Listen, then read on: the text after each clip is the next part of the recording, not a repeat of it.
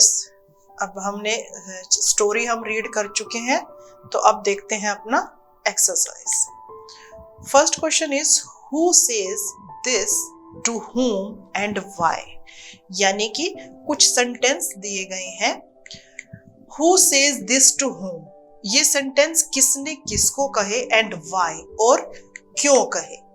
जैसे कि first sentence है my wife knows best how to run the house. ठीक है, ये सेंटेंस है कि ये इसमें जो सेंटेंस है हु सेज दिस, किसने कहे, टू whom, किसको कहे, एंड why, और क्यों कहे। तो ये पूरा जो है हमें आंसर लिखना है। तो देखते हैं फर्स्ट क्या है, my wife knows best how to run the house. अब ये जो सेंटेंस है किसने कहा, किसको कहा, एंड क्यों, why। तो answer is Jumman said these word to his aunt। ये जो वर्ड थे ये जुम्मन ने अपनी आंट को कहे। He wanted to get rid of his aunt। rid मतलब पीछा छुड़ाना। क्यों कहे, क्योंकि वो अपनी आंट से पीछा छुड़ाना चाहता था। He was not willing to give her any allowance and why, क्यों कहे, he was not willing, क्योंकि वो अपनी आंट को कोई भी जो है मनी नहीं देना चाहता था। तो इस तरीके से इन सेंटेंस में कि ये शब्द किसने कहे, किसको कहे, एंड व्हाई, क्यों कहे। तो Jumman said this word to his aunt, अपनी आंट को कहे जुम्मन ने। He wanted to get rid of his aunt, वो अपनी आंट से छुटकारा चाहता था। He was not willing to give her any allowance, और वो उसको कोई हेल्प, कोई पैसा नहीं देना चाहता था, इसीलिए। Next is but is it right my son to keep mum and not say what you consider just and fair. अब ये जो सेंटेंस है ये किसने किसको कहा, एंड व्हाई, क्यों कहा। The old aunt told these words to Algu. Old aunt ने ये वर्ड किसको कहे, अलगू चौधरी को। अब Algu was unwilling to give his judgment against his best friend. क्यों कहे थे, क्योंकि अलगू जो है अपने बेस्ट फ्रेंड के अगेंस्ट जजमेंट नहीं देना चाहता था। So the old aunt told this words to Algu Chaudhary. Next देखते हैं What have you to say in your defense? तुम अपने डिफेंस में क्या कहना चाहते हो। ये शब्द किसने कहे, Algu said these words to Jumman. कब कहे, when he occupied the seat of head punch, जब वो जो है पंच की पोजीशन पे बैठा था तब। और क्यों, he was keen to do justice, क्यों, क्योंकि वो जस्टिस करना चाहता था। तो थर्ड क्वेश्चन का आंसर क्या है, Algu said these words to Jumman when he occupied the seat of the head punch, he was keen to do justice। आगे देखते हैं fourth one, I can't pay you penny for the wretched beast you sold me। भाई जो भी तुमने मुझे ये beast जो सेल किया है इसके लिए मैं तुम्हें कोई पैसा नहीं दूंगा। अब ये वर्ड किसने कहे, किसको कहे। आंसर देखते हैं, Shahu said these words to Algu Chaudhary. Shahu ने ये शब्द अलगू चौधरी को कहे। Algu had sold his bulk to समझू शाहू को कहे थे, अपने जो है बुल्क उसने सेल किए थे। The bulk died because Shahu had overworked the animal। और वो जो बैल थे उनकी डेथ हो गई। क्यों, क्योंकि शाहू ने क्या किया था, उनके साथ ओवरवर्क, बहुत उनसे काम लिया।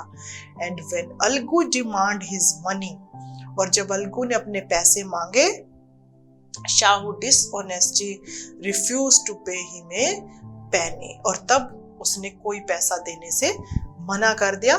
तब जो है शाहू ने ये शब्द जो है अलगू चौधरी को कहे, क्या, I can't pay you Penney for the wretched beast you sold me। भाई उस रैच, उस जानवर के लिए मैं तुम्हें कोई पैसा नहीं दूंगा।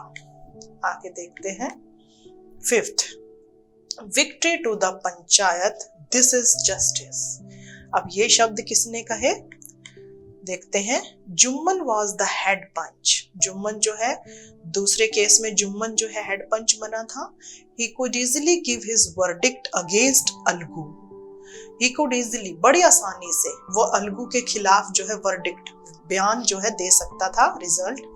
But the seat of panch made him fair and just.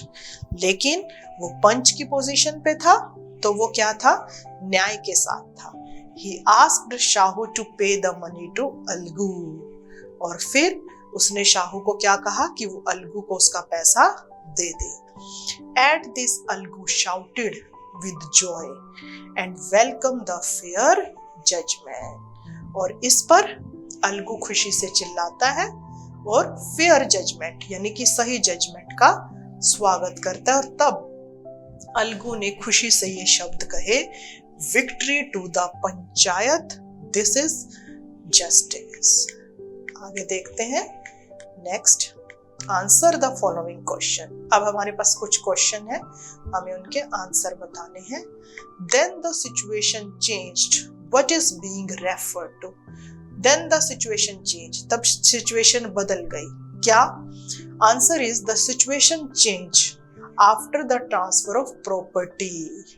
जब आंट ने अपनी प्रॉपर्टी जो है जुम्मन को दे दी, उसके बाद सारी सिचुएशन चेंज हो गई। Jumman forgot his promise to look after his old aunt. और जुम्मन जो है अपना प्रॉमिस भूल जाता है जो उसने ओल्ड आंट को किया था कि उसका ध्यान रखेगा। He as well his wife began to ill treat her. और जुम्मन और उसकी वाइफ दोनों ही उसके साथ बुरा व्यवहार करना शुरू कर देते हैं।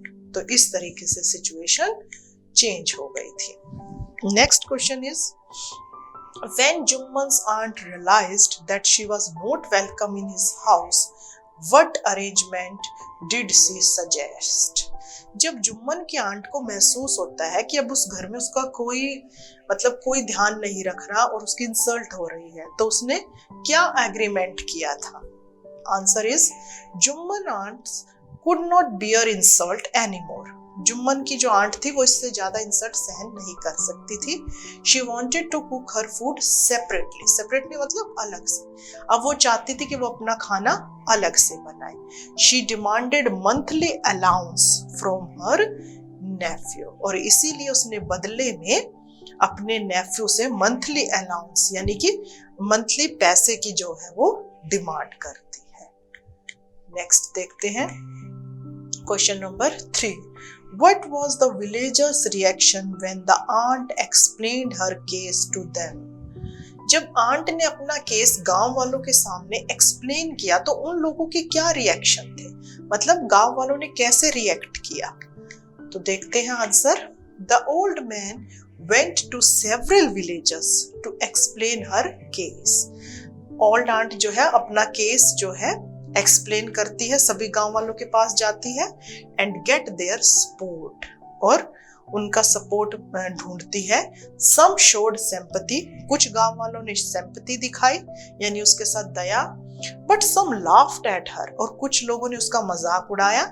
And few other advised her to make peace with Jumman, और कुछ लोगों ने क्या सलाह दी कि जुम्मन के साथ जो है पीस यानी समझौता कर लो, जैसे जुम्मन तुम्हें रख रहा है वैसे रख लो। यानी कि सभी के एक अलग अलग जो थी रिएक्शन थे, कुछ ने सिंपैथी दिखाई, कुछ उस पर हंस रहे थे और कुछ ने उसको सलाह दी कि जुम्मन के साथ समझौता कर लो।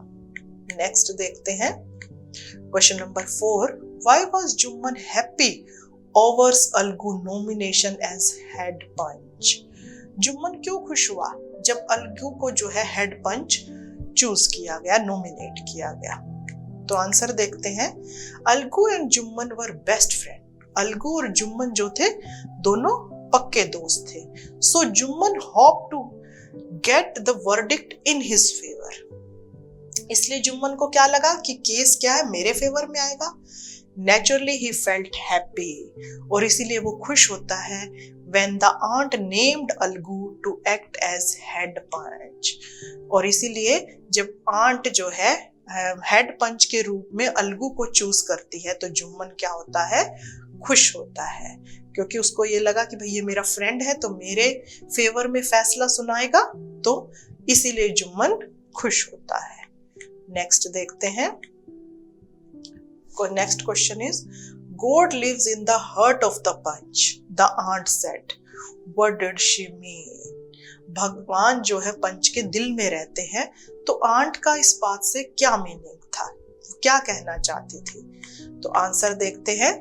The aunt mean that a person in the seat of a judge becomes fair, just like God. Aunt का कहने का क्या मतलब है, अगर कोई पर्सन, कोई व्यक्ति जज की सीट पर बैठा है तो वो फेयर हो जाता है, लाइक गॉड, भगवान की तरह।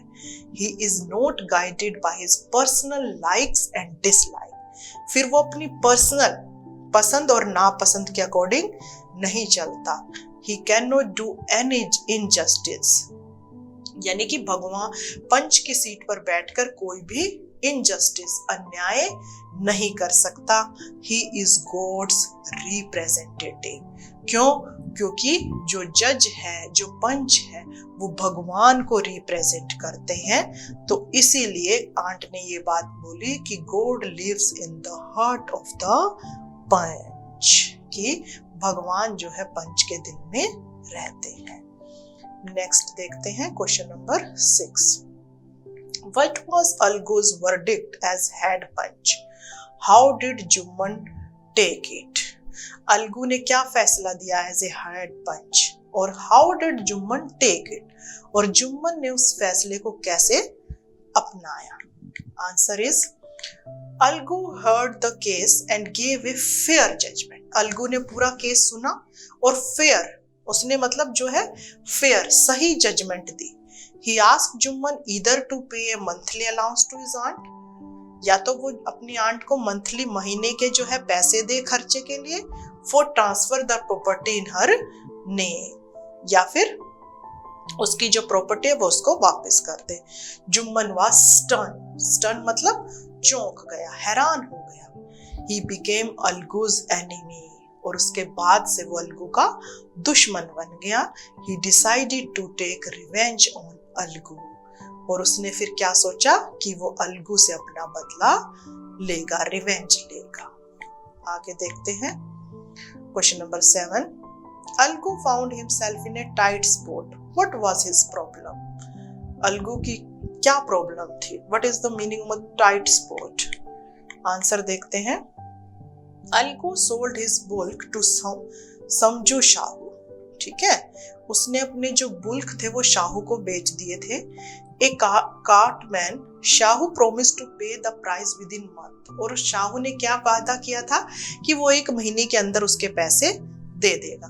But during this period he took so much work from the animal that it died, और इस दौरान शाहू ने उन बैलों से इतना काम करवाया कि वो बेचारे मर गए।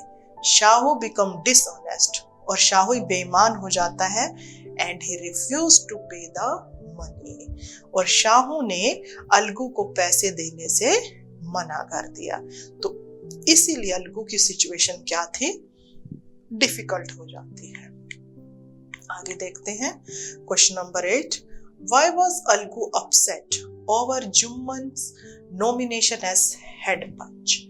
अब जब अलगू के केस में जुम्मन हेड पंच बनता है तो फिर अलगू क्यों अपसेट हो जाता है? तो आंसर है, Algu was upset naturally because Jumman was already annoyed with him, क्योंकि जुम्मन वाले केस की वजह से जुम्मन जो है उससे नाराज था।